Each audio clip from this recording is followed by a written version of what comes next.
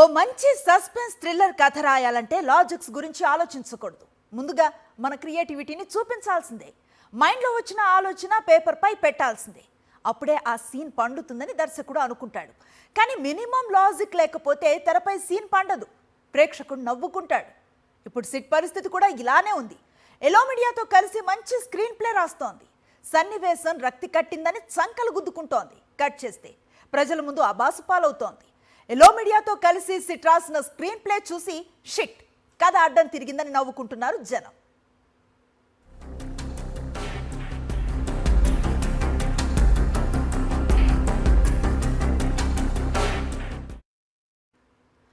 అదిగో పులి అంటే ఇదిగో తోక అనే సామెత గుర్తుంది కదా. లేని లిక్కర్ స్కామ్లో దర్యాప్తు కోసం వేసిన సిట్ కథ కూడా అలాంటిదే. ఎక్కడో చిన్న పిట్ట కథ మొదలవుతుంది. దాన్ని ఎల్లో మీడియా కట్టు కథగా అల్లుకుపోతుంది. అది కాస్త సిట్ చెంతకు చేరేసరికి నిజ జీవిత కథగా మారిపోతుంది.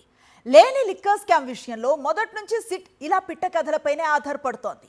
సినిమాల్లో లాజిక్ లేని సన్నివేశాలతో దర్శకుడు దొరికిపోయినట్లు సాక్ష్యాలు లేని కట్టుకథలతో సిట్ దొరికిపోతోంది. స్వయంగా కోర్టు ముందే అడ్డంగా బుక్ అయిపోతోంది. ఓసారి అట్ట బాక్సుల్లో కోట్ల రూపాయలు డబ్బు దొరికిందని చెబుతారు. మరోసారి ఫామ్ హౌస్లో లెక్కలేనంత నగదు పట్టుబడిందని చెబుతారు. ఇంకోసారి గది నిండా నోట్ల కట్టలు అంటూ హంగామా చేస్తారు. సినిమాల్లో ఇలాంటి సీన్లు బాగుంటాయి, కానీ నిజ జీవితంలో ఇలాంటివి చూపించాలంటే పక్కాగా సాక్ష్యాలు కావాలి. క్రైమ్ సినిమాలు బాగా చూసిన వాళ్ళని సిట్లో నియమించినట్టున్నారు. అచ్చం సినిమాలో సృష్టించినట్టు తప్పుడు ఆధారాలు సృష్టించడానికి ఆపసోపాలు పడుతోంది సిట్. పచ్చ మీడియాను చూసుకొని రెచ్చిపోయి మరీ కథలు వల్లి ఆ కథలతో కోర్టు గుమ్మం తొక్కి అభాస్ పాలవుతోంది. అసలు రంగు బయటపడేసరికి మొహం చాటేస్తోంది.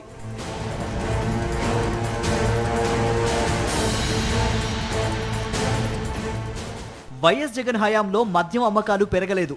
ప్రభుత్వ నిధులు ₹1 దుర్వినియోగం కాలేదు. మద్యం వినియోగం భారీగా తగ్గింది. మరోవైపు ప్రభుత్వ ఆదాయం భారీగా పెరిగింది. ఓవైపు ఇలా నిజాలు కళ్లకు కనిపిస్తూ ఉంటే, మరోవైపు గత ప్రభుత్వంలో మద్యం స్కామ్ అంటూ ఓ బేతాల కథను సృష్టించి ఎల్లో మీడియా సిట్ కలిసి బురద జల్లుతోంది. టీడీపీ ఆఫీస్ నుంచి వచ్చే అడ్డమైన స్క్రిప్టుతో విచారణ పేరిట డ్రామాలాడుతోంది.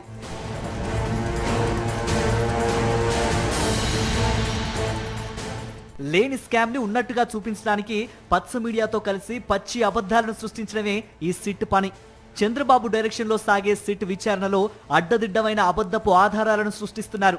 ఆ వెంటనే అడ్డంగా దొరికిపోతున్నారు. సంపద సృష్టించడం చేతకాక రాష్ట్రాన్ని సూడాన్ గా మార్చేసి బొక్కబోర్లా పడ్డ చంద్రబాబు తన పాలనపై ప్రజల దృష్టి పడకుండా చూసేందుకు ఇలా లేని మద్యం స్కామ్ లో డైవర్షన్ పాలిటిక్స్ కు తెరతీశారు. అసత్య ప్రచారాలతో తప్పుడు ఆధారాలతో సిట్ను అడ్డం పెట్టుకుని రాజకీయ కక్ష సాధింపు చర్యలకు పాల్పడుతున్నారు. అయితే ఇక్కడ ట్విస్ట్ ఏంటంటే, ప్రతి విషయంలో సిట్తో సహా అడ్డంగా దొరికిపోతున్నారు Chandrababu.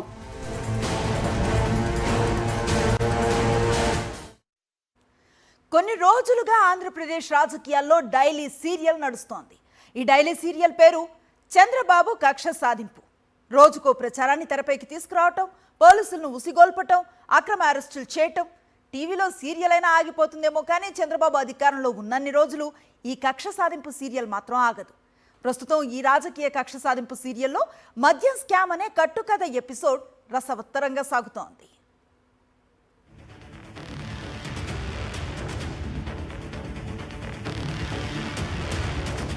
Yellow media productions SIT సమర్పించు ఫామ్ హౌస్ లో నోట్ల కట్టలు. ప్రస్తుతం ఏపీలో సిట్ ఆధ్వర్యంలో నడుస్తున్న ఎపిసోడ్ ఇది. హైదరాబాద్లోని కాచారం ఫామ్ హౌస్ లో మద్యం డబ్బులు 11 కోట్లు దొరికాయని సిట్ అల్లిన కథ బూమరంగ్ అయ్యేసరికి మరో కొత్త స్క్రీన్ ప్లే రెడీ అయింది. ఎల్లో మీడియా ప్రొడక్షన్స్ లో పనిచేసే సిట్ ఎలాంటి ఆధారాలు చూపించకుండా కేవలం అక్రమ అరెస్టులు చేసుకుంటూ వెళ్తూ మరో నోట్ల కట్టల సినిమాను విడుదల చేసింది.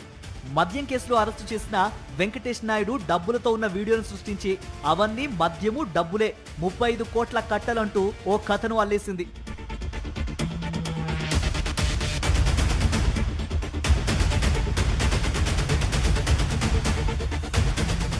అయితే ఎప్పట్లాగానే ఈ సీన్ కూడా పండలేదు. సిట్ బండారం బట్టబయలైంది. 2024 ఎన్నికల సమయంలో పంపిణీకి సిద్ధం చేసిన డబ్బులంటూ ముందుగా ప్రచారం చేశారు.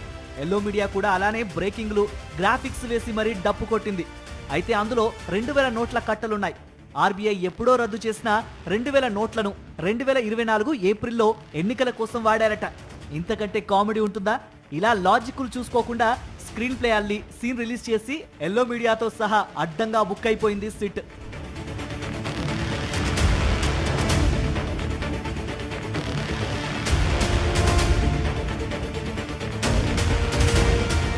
దీంతో ఆఘమేఘాల మీద ఎల్లో మీడియా సిట్ మరోసారి కథా చర్చలు మొదలుపెట్టాయి.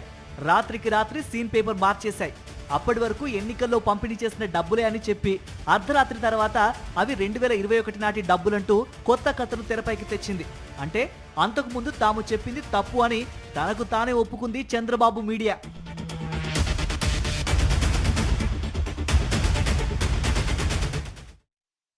ఇప్పుడు ఈ ఎపిసోడ్లో పాత్రధారి విషయానికి వద్దాం. ఆ వ్యక్తికి వైఎస్ఆర్ కాంగ్రెస్ పార్టీకి సంబంధం ఉందంటూ ఎల్లో మీడియా కథనాలను ప్రసారం చేసింది. నిజం గడప దాటేలోపు అబద్ధం ప్రపంచాన్ని చుట్టేస్తుంది. ఎల్లో మీడియా ప్రచారం కూడా అలానే జరిగింది. ఇప్పుడు నిజాలేంటో చూద్దాం. అసలు ఆ నోట్ల కట్టల వీడియోలో ఉన్న వ్యక్తి ఎవరు? అతడికి ఎక్కువగా ఎవరితో సంబంధాలు ఉన్నాయి? ఎల్లో మీడియా ఆలిన కట్టుకథ కాదిది. అసలు సిసలు నిజం, ఫోటోలతో పాటు బయటపడ్డ వాస్తవం. మీరే చూడండి. డబ్బుల కట్టలు లెక్కిస్తున్న ఈ వ్యక్తి వెంకటేష్ నాయుడు. గతంలో ఎప్పుడో వైఎస్ఆర్సీపీ నేతలతో దిగిన ఫోటోను పెట్టి దిగజారుడు ప్రచారం చేసింది సిట్ ఎల్లో మీడియా. అయితే వైఎస్ జగన్ కంటే కూడా టీడీపీ నాయకులతో వెంకటేష్ నాయుడు సన్నిహితంగా ఉన్న ఫోటోలు బయటకొచ్చాయి. దీంతో సిట్తో పాటు ఎల్లో మీడియా మరోసారి దొరికిపోయింది. టీడీపీ కేంద్ర మంత్రుడు కింజారపు రామ్మోహన్ నాయుడు, మరో కేంద్ర మంత్రి పెమ్మసాని చంద్రశేఖర్తో అత్యంత సన్నిహితంగా వెంకటేష్ నాయుడు దిగిన ఫోటోలు ఇవి. ఇప్పటి వరకు ఎల్లో మీడియా గగ్గోలు పెట్టిన వెంకటేష్ నాయుడు ఇప్పుడు ఇలా టీడీపీ నేతలతో కనిపించారు. అంటే టీడీపీ కేంద్ర మంత్రులకు కూడా ఇందులో పాత్ర ఉందా? అలానే టీడీపీ ఎంపీలు పుట్టా మహేష్ యాదవ్తోనూ, స్వయంగా మంత్రి నారా లోకేష్ తోడల్లుడు బాలకృష్ణ అల్లుడు శ్రీభరత్తో కూడా వెంకటేష్ నాయుడు అత్యంత సన్నిహితంగా దిగిన ఫోటోలు బయటపడ్డాయి. అంటే మరి లోకేష్, బాలకృష్ణకి కూడా వెంకటేష్ నాయుడు ద్వారా మద్యం డబ్బులు చేరాయా? దీనికి సిట్ దగ్గర సమాధానం ఉందా? ఇక ఈ ఫోటో చూడండి. నంద్యాల జిల్లా ఎస్పీ అదీప్ సింగ్ రాణా పెళ్లి రిసెప్షన్ చండీగఢ్ లో జరిగితే టీడీపీ మంత్రులు, ఎమ్మెల్యేలతో వెంకటేష్ నాయుడు దిగిన ఫోటో ఇది. మరి ఈ ఫోటోకు సమాధానం చెప్పగలరా? మాజీ ఉపరాష్ట్రపతి వెంకయ్య నాయుడుతో కూడా దిగిన ఫోటోలున్నాయి. వైఎస్ఆర్సీపీ నేతలతో ఫోటో దిగితే దాన్నే పెద్ద నేరంగా ప్రచారం చేసి లిక్కర్ కేసుకు లింకు పెట్టింది సిట్ ఎల్లో మీడియా. మరి టీడీపీ నేతలందరితోనూ వెంకటేష్ నాయుడు సన్నిహితంగా ఉన్నందున వారిని కూడా లిక్కర్ కేసులో విచారిస్తారా అని ప్రజలు ప్రశ్నిస్తున్నారు. దీనికంటే ముందు 11 కోట్ల వ్యవహారంలో కూడా అడ్డంగా దొరికిపోయింది సిట్. రాజ్ కేసీరెడ్డి మద్యం డబ్బులు 11 కోట్లు వరుణ్కి ఇచ్చి ఓ ఫామ్ హౌస్ లో ఉంచారని పిట్టకథ సృష్టించారు. స్వయంగా రాజ్ కేసీరెడ్డి ఇచ్చిన డబ్బులను ఎన్నికల సమయంలో 2024 జూన్లో ఫామ్ హౌస్ లో దాచారని సిట్ ఎల్లో మీడియా పులిహోర కలిపేసింది. ఏసీబీ కోర్టుకు ఈ డబ్బుల మ్యాటర్ వచ్చినప్పుడు సిట్ గుట్టు రట్టయింది. రాజ్ కేసీరెడ్డి చాలా స్పష్టంగా ఈ డబ్బులకు తనకు సంబంధం లేదని, తను పుట్టక ముందు కొన్న ఫామ్ హౌస్ కి తనను బినామీగా చూపిస్తున్నారని, 11 కోట్లను ఎప్పుడు ముద్రించారో దానిపైన వేలిముద్రలు ఎవరి ఉన్నాయో తేల్చాలని ఏసీబీ జడ్జి ఎదుట కన్నీటి పర్యంతమయ్యారు. ఈ ఆరోపణలతో సిట్ మరోసారి ఇరుకున పడింది. బండారం బయటపడుతుందనే భయంతో విషయాన్ని మసిపూసి మాయ చేయడానికి ట్రై చేసింది. కోర్టు చెప్పినా లెక్క చేయకుండా నేరుగా మాచవరం ఎస్బీఐలో డిపాజిట్ చేసేయడానికి 11 కోట్లు తరలించింది. దీంతో రాజ్ కేసీరెడ్డి పిటిషన్ దాఖలు చేశారు. వీడియోగ్రఫీ తీయలేదని, ఖచ్చితంగా వీడియో తీయాలంటూ రాజ్ కేసీరెడ్డి కోర్టును ఆశ్రయించారు. దీంతో ఏసీబీ జడ్జ్ ఆ డిపాజిట్ కు సంబంధించిన పంచనామా తేవాలని సిట్ అధికారులను ఆదేశించారు. అడ్డంగా దొరికిపోయిన సిట్కు ఏం చేయాలో పాలుపోలేదు. ఉన్న ఫలంగా కోర్టు నుండి ఉడాయించారు సిట్ అధికారులు. ఎన్ని గంటలైనా తిరిగి రాకపోవడంతో సిట్ దొంగ సాక్ష్యాల గుట్టు మరోసారి రట్టయింది. కోర్టు నుండి జంప్ అయిన సిట్ అధికారి మళ్లీ రాకపోవడంతో న్యాయమూర్తి కీలక ఆదేశాలు జారీ చేశారు. ఆ 11 కోట్లను వేరే నగదుతో కలపడానికి వీల్లేదని ఆదేశించారు. Not to mix up with other currency. ఈ కరెన్సీని ఆ కరెన్సీతో 11 కోట్ల కరెన్సీని మీ చెస్ట్లో ఉన్న కరెన్సీని మిక్సప్ చేయొద్దు. అలాగే సపరేట్ పంచనామా జరపండి. సపరేట్ ఒక్కొక్క నోటు కూడా నోట్ నెంబర్స్ కూడా నోట్ చేసుకోమన్నారు. అది బ్యాంకుకి అప్పచెప్పామంటున్నారు. బ్యాంకుకి ఇన్ఫార్మ్ చేసాం మేము. భద్రతకు సంబంధించి ప్రస్తుతం బ్యాంకు వారి ఆధీనంలో ఉన్నాయి. తప్పుడు సాక్ష్యాలు సృష్టించి ఎన్నిసార్లు దొరికిపోతున్నా సిట్ బుద్ధి మారడం లేదు. సిట్లోని అధికారులు కూడా పైనుండి వచ్చిన ఆదేశాలు అమలు చేస్తున్నాం తప్ప తమకేం తెలియదంటూ సన్నిహితుల దగ్గర బాధపడుతున్నారు.